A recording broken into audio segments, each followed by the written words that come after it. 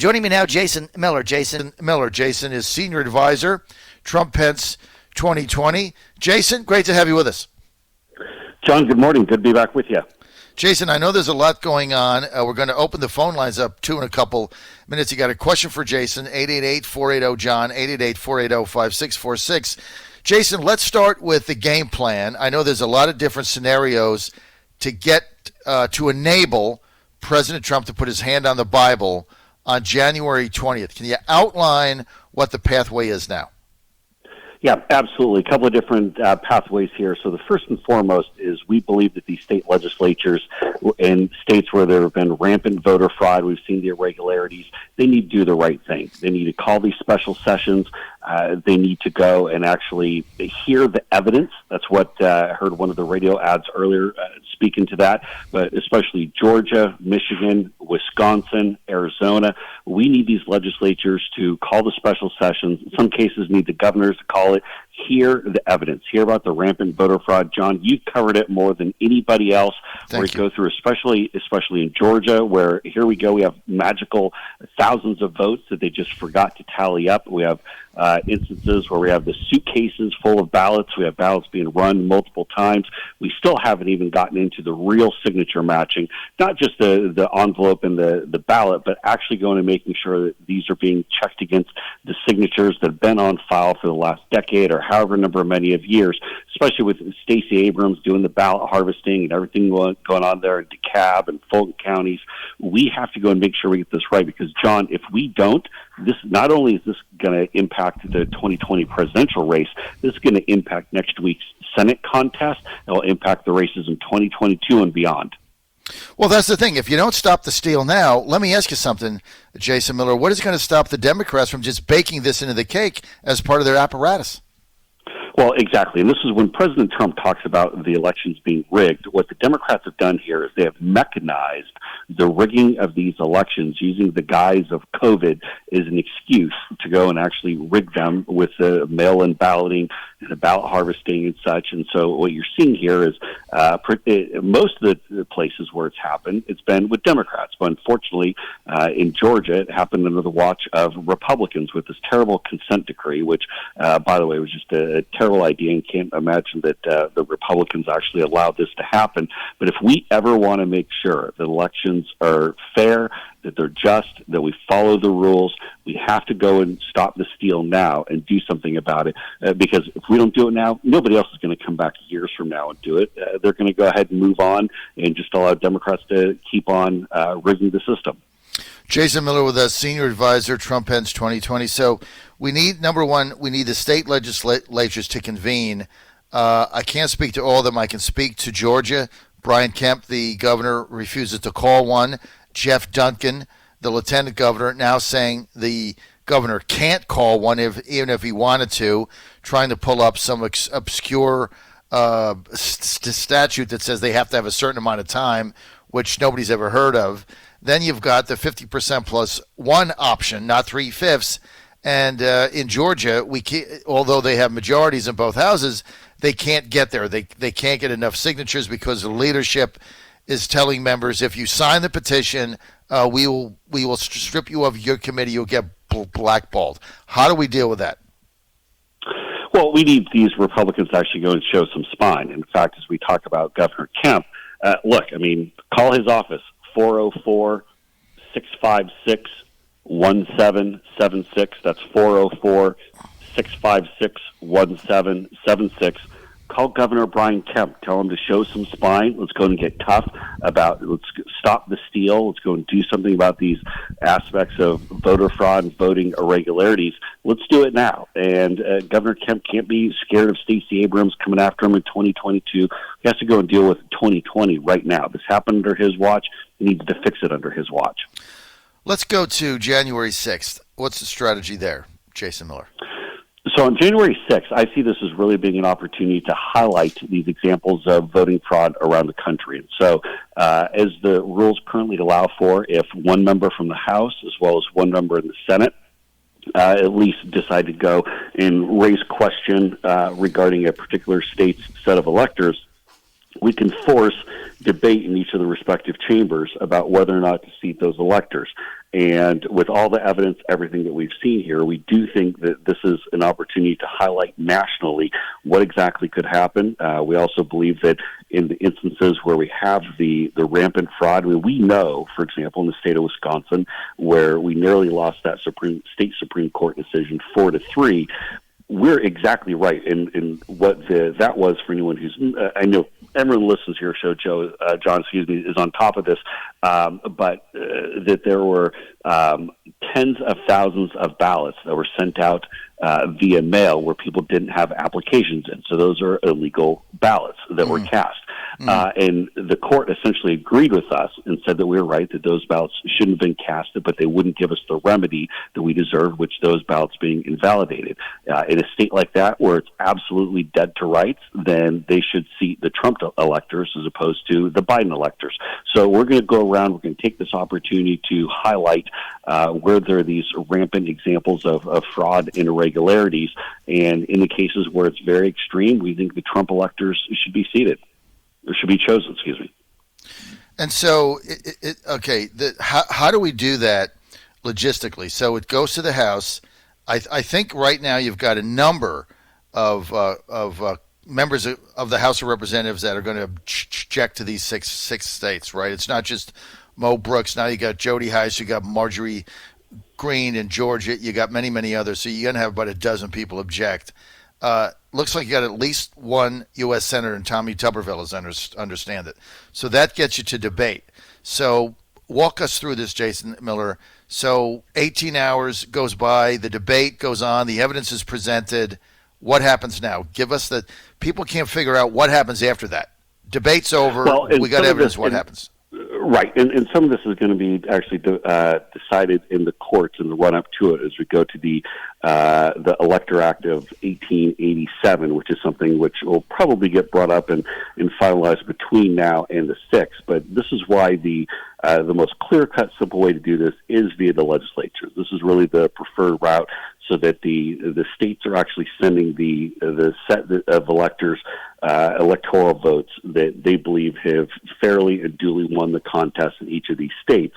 But again, when it goes to the 6th, if there's still question around certain sets of electors, this is the chance that we're going to debate it out and we're going to hear it. And even if we're not seeing a lot of spine and not a lot of leadership from some of the folks in leadership in Washington, we're going to go and push the issue and make sure that we can debate this so people see exactly what happened with the fraud and irregularities around the country. So evidence, data, right? That's what you're after. Evidence and data. Exactly. And we want to put that in front of the American people. Because we haven't had a hearing. All the judges have kicked it out. The Supreme Court bailed on it. That they don't have the moxie or courage to actually get the evidence. In Georgia, a bunch of suits filed. Lynn Wood, Sidney Powell, and others, all getting kicked down the road so they can get beyond the 5th and get beyond the 20th. It's all cowardly. So the effort now in the House allows evidence to be put in front of the American people. Well, yes, and again, the preferred route here is to go through the state legislatures, but there is the aspect with the Elector Act of 1887, where, as I said, someone from the House, someone from the Senate can go and raise question about that state's particular set of electors. It gives us the chance to go and debate and hear out all of the evidence, put it out there for the American people. If the state legislatures and governors aren't going to get their acts together and actually hear the evidence of the fraud that we saw on November 3rd, then we're going to go do it at the national level. Okay, let's. I'm going to open the phone lines up. You got a question for Jason Miller? 888-480-JOHN, 888-480-5646. Jason Miller, Senior Advisor, Trump Pence 2020. You also know him from the War Room. You know him from the Trump campaign 2016, where he was their communications director and regularly went on CNN and kicked their butt. In fact, I remember texting you many times after you schooled Wolf Blitzer and others during that 26 campaign. You probably remember that. But it was always a lot of fun. But we're going to open the phone lines up. We're going to prioritize Georgia callers right now. If you can do that, 888-480-JOHN, 888-480-5646. So, Jason, basically, okay, the strategy is get the evidence, get the data, get the debate in front of the American people, get all the evidence out there. You have 2 hours debate per state, right? Is that the way it works? So part of that is, and I think a lot of the details, a lot of the minutia for how this will be done. I have a feeling that this Louis Gohmert lawsuit that they've brought with regard to Vice President Pence, I think if this is decided, if this is heard in advance of the 6th, I think we'll finalize a lot of that. And so I think it's kind of to be determined what exactly the framework is going to look like. But get the evidence out, get in front of the American people, then bring it back to the state legislators, call the special sessions, or call them to convene. Now they got the evidence, and they have to go from there. All right, let's get to the phone lines. Let's go to line 4. Tim from Illinois. Tim, you're on with Jason Miller. Good morning. Good morning. Yeah, I've got a twofold question. One is, what is to prevent the Democrats and even Republicans not in favor of the debate just running out the time so the case doesn't get presented? And secondly, ultimately, doesn't there have to be a vote for which the Republicans do not have a majority? Thank you.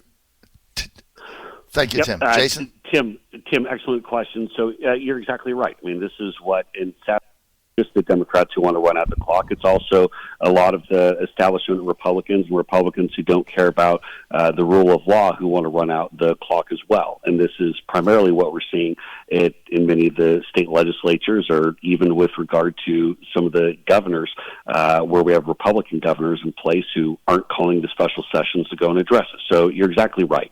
And we're even seeing it in some cases with the court. So, for example, one of the lawsuits we filed several weeks ago in Georgia, we still haven't been given a judge to actually hear a bunch of these examples of voting fraud. And when I say a bunch of examples, are the case that we filed down there in Georgia. I mean, this thing literally had dozens of affidavits, hundreds of pages of specific examples, probably one of our most airtight cases of fraud and irregularities. They need to go and hear that. So when it goes to Congress and it's brought up, if we have an objector from the House, if there's an objector from the Senate, then they go and debate it. And you're right. Then it's going to be for each body to then decide if those electors are going to be seated or if they're going to go with the alternate slate of electors, the Trump electors that were picked for that particular state. But that's where we believe that once the evidence is presented to the American people, it's really going to put Democrats in a tough spot. Now, a lot of the Democrats be inclined to stick with Joe Biden, absolutely, but we're going to go and force this airing of these fraud and irregularities on the national stage, and the Democrats aren't going to be able to hide forever. All right, thank you. Let's get to Mark in Georgia, line 4. And Derek, we're going to stretch this beyond 8. Let's get to Mark in Georgia, line 4. Mark, you're live with Jason Miller. Hey, go ahead, Mark. You're live. Hey, John, Jason. Thank you. I appreciate it. Hey, Jason, you're one of the best communication directors on the planet if you're on the Trump campaign, as far as I'm concerned. So my question for you is, I know you're not officially on the Perdue and Loeffler campaigns as communications director, but why? Can you give us perhaps an understanding of why are they not openly coming out and calling for a special session of Georgia, and or why they wouldn't be saying, hey, on January 6th, I stand with Trump and I'm going to contest the electors that have been appointed unrightfully in Georgia? Why aren't they doing that from a communications point of view? Well, Mark, this is a great point and excellent question, by the way. As someone who really wants to see David Perdue and Kelly Loeffler, in Kelly's case, will be the first time she's been on the ballot, but in Senator Perdue, it'll be reelected. While we want to see them both win on January 5th, because they've been so strong for the president, particularly during impeachment and with Senator Perdue going all the way back to 2016. Look, we had tough moments in that campaign. You remember Access Hollywood and things like that. And I'll tell you, the two strongest senators who stuck with President Trump during that race were David Perdue and Marsha Blackburn from Tennessee. They were my two go-tos, absolutely rock solid. But you're right. I mean, at this point, I don't understand why the senators aren't openly saying that, demanding that Governor Kemp call the special session of the legislature and doing this. I think that's what the base wants to hear. We got to make sure people are fired up and motivated. I do believe that the Senators Perdue and Loeffler have been strong on the issue up to this point, but now is the time. If I were advising them, I would say Governor Kemp, they need to demand that Governor Kemp call the special session, and let's go and do it. This is going to be all about turnout. This is all about motivating the base. I do think next week that Perdue and Loeffler do win their contest, but especially with as close as it is, they should be putting this pressure on Governor Kemp themselves right now.